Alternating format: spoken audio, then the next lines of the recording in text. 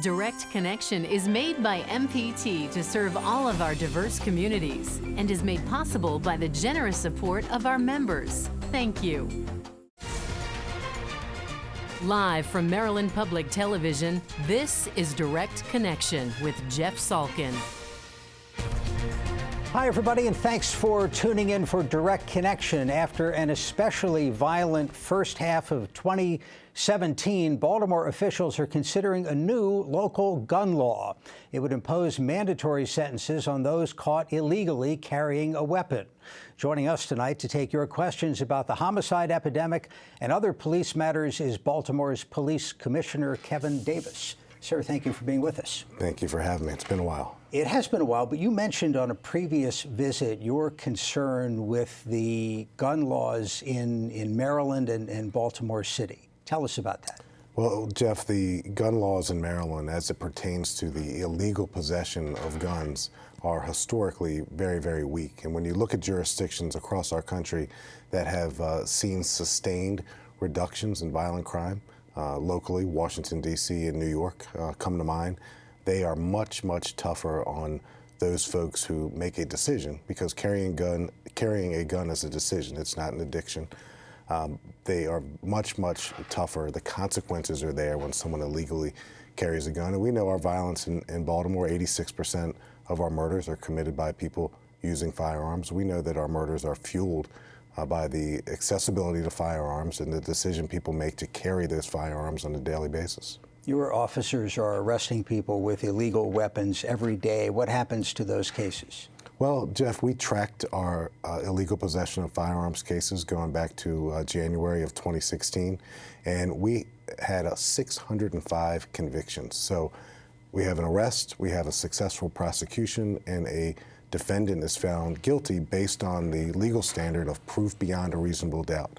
And of those 605 convictions, what we found out that 60% of the time, those convicted of illegally carrying a gun on the streets of Baltimore, and illegally carrying a gun in Baltimore is a precursor to murder. It's a pre-murder crime as far as I'm concerned. But 60% of the time, those defendants had their sentences that were imposed on them by our judges suspended. And that's a story Baltimore needs to hear, because it really contributes to and creates unnecessarily violent repeat offenders. So to change that, you have two options, the state legislature or the Baltimore City Council. This is heading for action in the City Council. Why there? Well, the last 2 years, thanks to many people, to include then Senator Pugh, now Mayor Pugh, she introduced legislation that would have changed this in Annapolis a couple of years ago.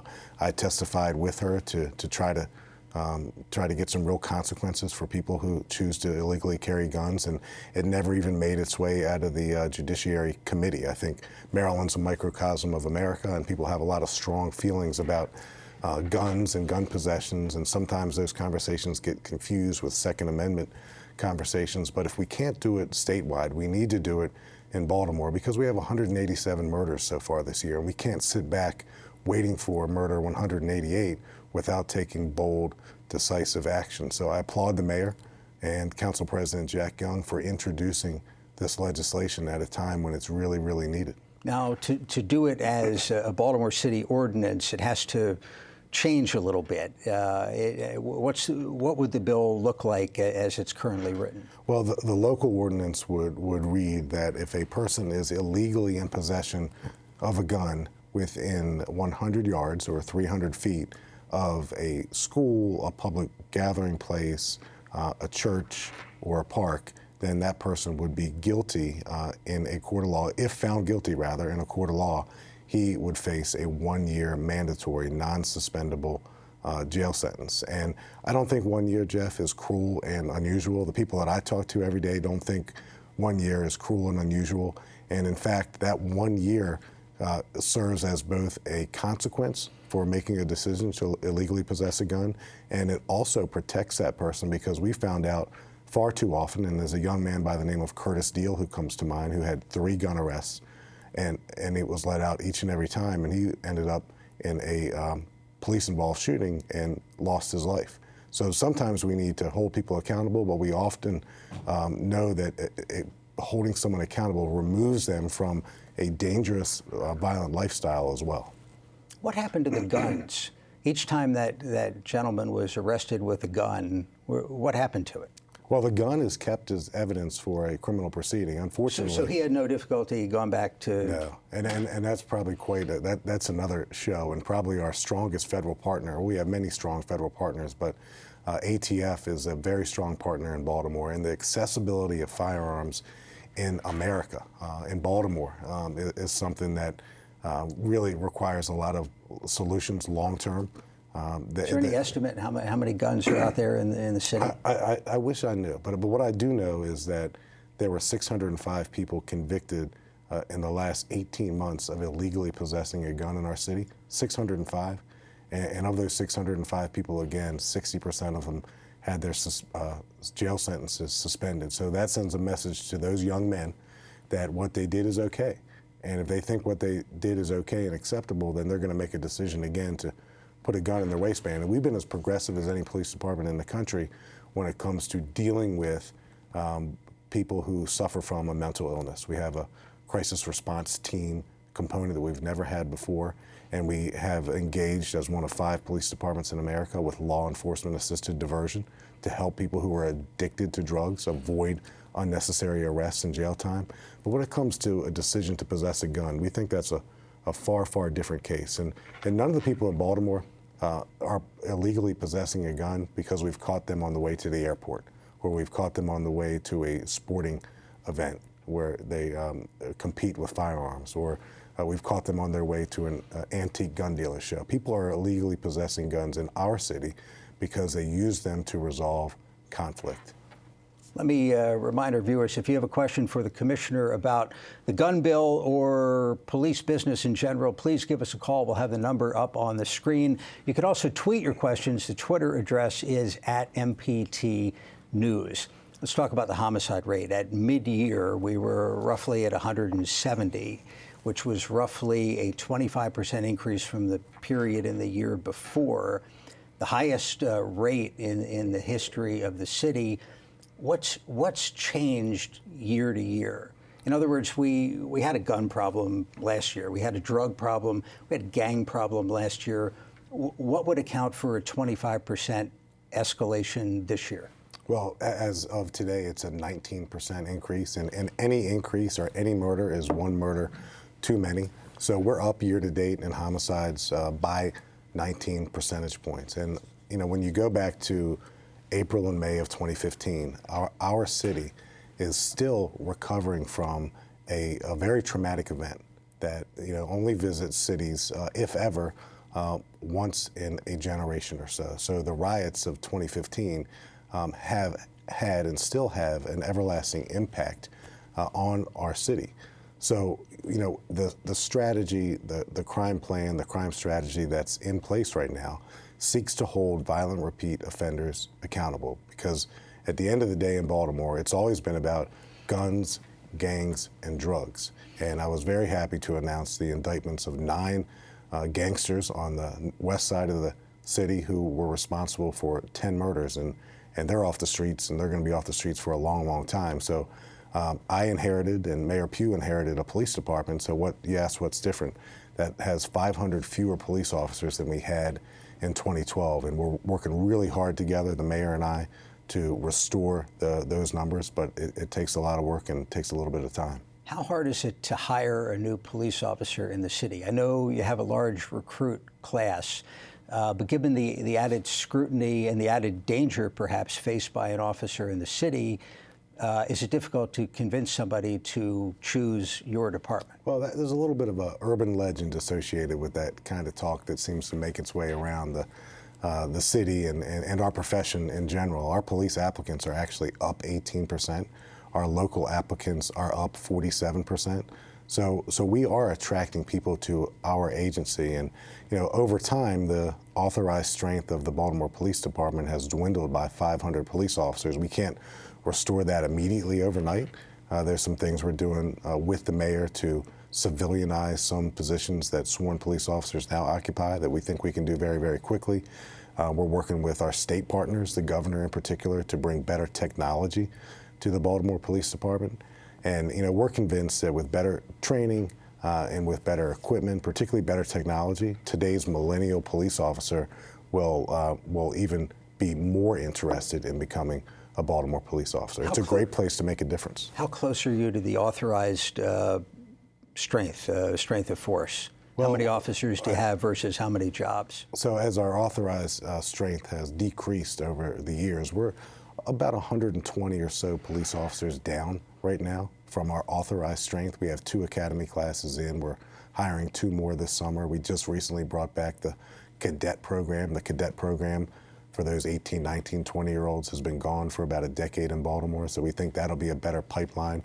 But we just have to maintain committed to having 3 or 4 academy classes come in each and every year. And I made a commitment when I became police commissioner, and each and every police academy class has exclusively walked foot patrol for the first 3 or 4 months of their police careers, and we think that that makes them better communicators. And if they're better communicators, they're better cops. Let's take a phone call. Carroll County, this is Laura. Laura, thank you for the call. Go ahead. Hi, good evening. When I first moved to Baltimore in 1992, things were starting a low trajectory and not doing well. Then they turned around, crime numbers were cut in half, et cetera, until we're at the point now. Are you thinking of employing any of the crime-fighting strategies that they used in the past to try to get the numbers down? Laura, thank you. Thank you. So thank you, Laura. We certainly are aware of some of the crime-fighting strategies that have worked in the past. They concentrate on violent repeat offenders, gangs, guns, and drugs. So that focus hasn't changed. Our renewed, strengthened partnerships with FBI, ATF, DEA, U.S. Marshals are bigger and better than they ever have been. And we just know each and every time we talk about strategies and crime plans is that it only works if all the pieces of the criminal justice system are working together. So we're one piece of the criminal justice system. We make the arrests. I wonder if the caller was thinking about what was known as the zero tolerance years, or I don't think in Baltimore, but other cities did stop and frisk. Well, Jeff, Laura, if you're still listening, zero tolerance in Baltimore, while they, for a couple years, introduced a policing strategy that saw 1/6 of the city's population being arrested, that didn't bode well for our relationships with communities, particularly African-American communities.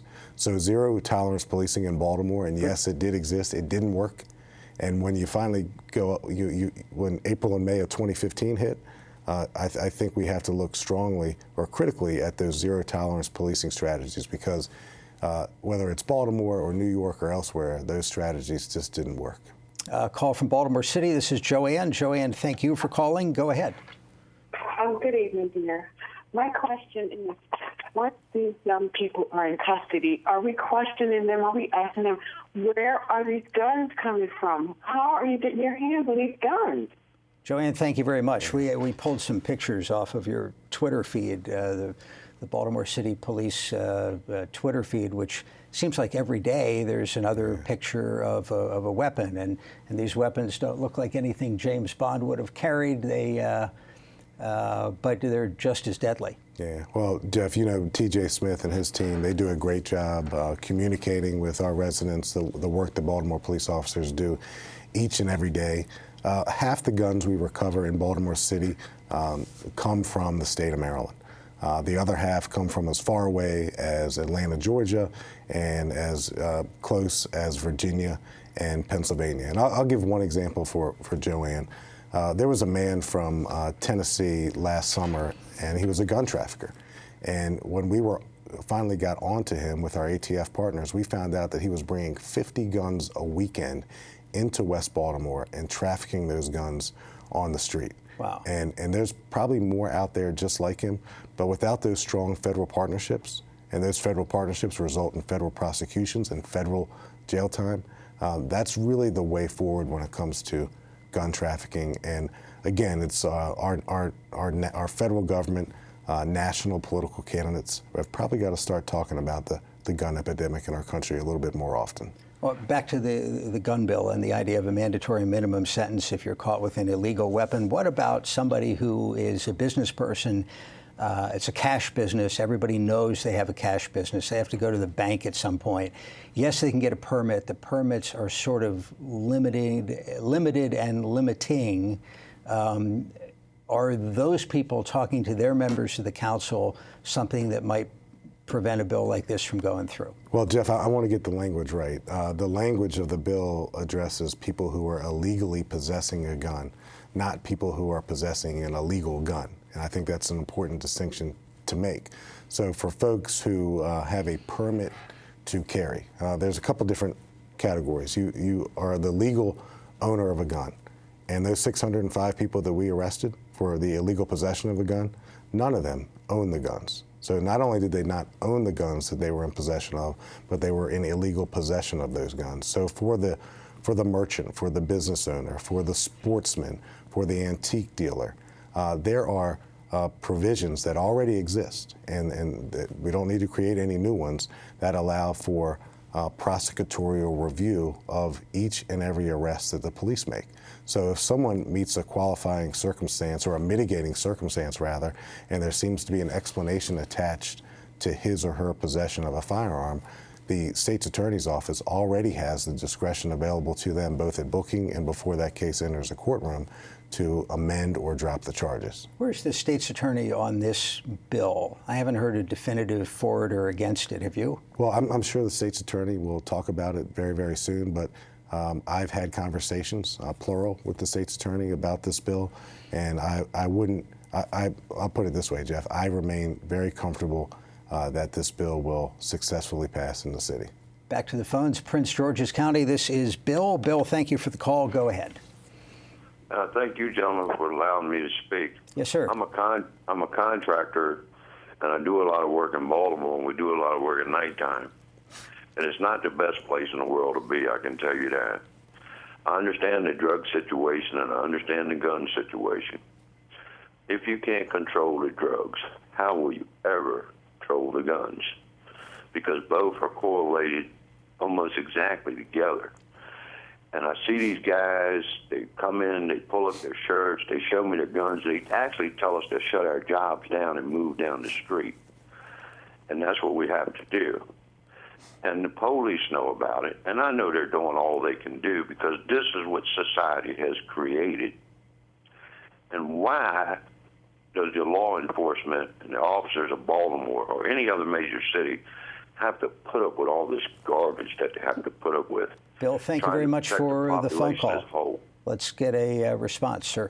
Well, Bill and Jeff, our felony drug arrests are actually up this year compared to last year. And for the last few years, everyone across the country has been talking about the heroin epidemic. Well, heroin has been an epidemic in Baltimore since the early to mid 1960s.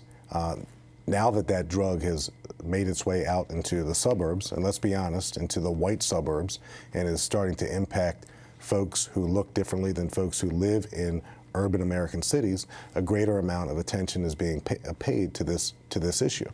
So let me talk about the drug dealers in Baltimore in particular. If you're a drug dealer, it's going to cost you about $55,000 to purchase a kilo of heroin, pure heroin, $55,000. What is more now than ever fueling the drug trade and the drug organizations that are associated with the distribution of heroin is the introduction of fentanyl and carfentanil. So while it's $55,000 for a drug dealer to buy a kilo of heroin, it only costs him about $3,500 to buy a kilo of fentanyl or carfentanil. The pipeline of heroin to Baltimore comes from Mexico directly now to Baltimore. It used to go through New York to Baltimore. It's now a direct connection to our city.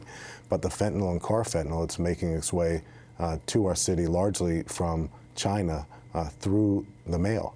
And the southwest, western portion of our city is really disproportionately impacted by the availability, the widespread availability of fentanyl and carfentanil. And our drug addicted population is actually requesting the fentanyl or the carfentanil. That's how badly addicted they are to this drug. It's stronger. Yeah. It's a high like none other. And Dr. Wen, our health commissioner, and her partnership with the police department is as strong as it's ever been. But we got to find a way eventually But as you said, we haven't stopped it since the 1960s, so it doesn't make you too optimistic. Well, you know, the people are paying attention, it seems like now more than ever, to heroin and opioids. You know, we've got something unique going on in Baltimore with an opioid overdose task force. I've got a squad of homicide detectives who exist solely to look at fatal and non-fatal overdose clusters throughout our city. And typically, more often than not, probably always, the last phone number in a person who overdoses on heroin or other opioids, the last phone number in that person's cell phone is his drug dealer's phone number. So we want to hold accountable the street-level drug dealers and above who are intentionally, knowingly putting that deadly drug into the hands of people who are addicted to drugs and killing them. Back to the phones, Baltimore City. This is Jimmy. Jimmy, thank you for the call. Go ahead. Yes, I'd like to know, what are you doing to improve the hiring process within the police department in Baltimore City? Improve it how, Jimmy? I was a correctional officer back in the 90s, and everything seemed to hinge on the hiring process, and you had officers from New York and other states coming to Baltimore. But what are you doing to attract homegrown talent to be recruited within the police department? Great question. Thank you very much. It is a great question, and thank you, Jimmy. I led the effort statewide to amend a 1970s hiring standard surrounding the use of marijuana. There used to be a arbitrary number associated with the number of times a police applicant could use. Half a dozen or something? It depended on the age. It was 20 lifetime. It was 5 or more since you've been 21. Really arbitrary, and it was the #1 disqualifier of police applicants in Baltimore and probably elsewhere across our state. So we now have a marijuana hiring standard. It's the same standard that the FBI, the Secret Service uses. It's a 3-year recency. So no marijuana use within 3 years of applying to be a police officer. We think that's going to make a difference immediately. And Jimmy, our local hiring, our local Baltimorean police applicants are up 46%. So we're really, really excited by that. We have another effort where we're encouraging more Baltimore police officers to live in the city. It's only about 20%, and we're confident that number is going to continue to climb as well. Anne Arundel County, this is George. George, thanks for the call. Go ahead. Thank you. I have to believe that the more guns on the street, then the more people are going to be shot. And I can't understand and would like to know if there's any defense at all for having a state law that allows a handgun to be purchased by a person every month of the year without any follow-up, any tracking, anything. And so you got to believe that people who accept that you do have to, pass a test. But if you don't have that first felony and you can buy it, then presumably you can just keep buying one and selling it. And has to be a huge number of people that are doing this. Why do we let that happen? George, thank you. Well, I always try to be very careful with the way I answer any and all questions about guns, because when people hear that word, they really pay attention. So there are laws on the books and procedures, state procedures, that dictate how someone can go about legally purchasing a firearm and legally possessing a firearm. I try to stay out of that arena. The arena that I'm concerned with is the illegal possession of guns by people who don't own the guns, by people who have no permit whatsoever to carry guns, and they're young and they possess little to no conflict resolution skills, and they use those guns to hurt other people. So that's the conversation that I try to focus on. And again, 86% of our murders were committed by people using guns.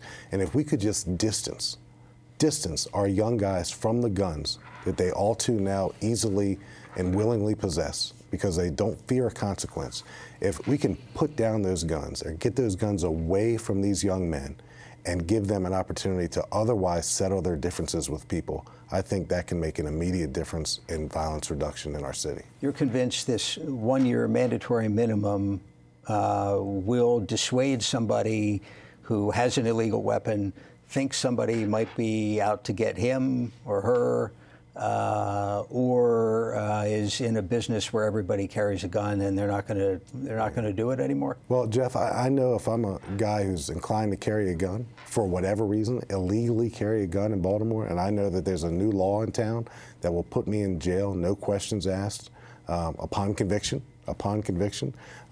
not suspendable, I'm going to think twice about that gun. Now, once that message is out, it can't help but change behaviors. The behaviors now that we see, these young men are possessing guns because they know if they're caught, and if they're arrested, and if they're prosecuted, and even if they're successfully prosecuted, it's more likely than not, 60% of the time, that their sentence is going to be suspended by another key component of our criminal justice system. We have half a minute. Let's end on something sort of upbeat, which is a new museum at the City Police headquarters. This is open to the public, but limited hours. On Fridays, the Baltimore Police Department is in its 233rd year. So we've been around since 1784, and it had been some time, I think at least 25 years since we've had a semblance of a police museum. We've gotten one now, open Fridays. Check out our website. Come by appointment. We want to get our young people in there. We want to open up the police department to our residents so they can come in and see that it's their police department. Kevin Davis, the Police Commissioner for the City of Baltimore, we appreciate your time, and thank you for joining us for Direct Connection. Have a good night.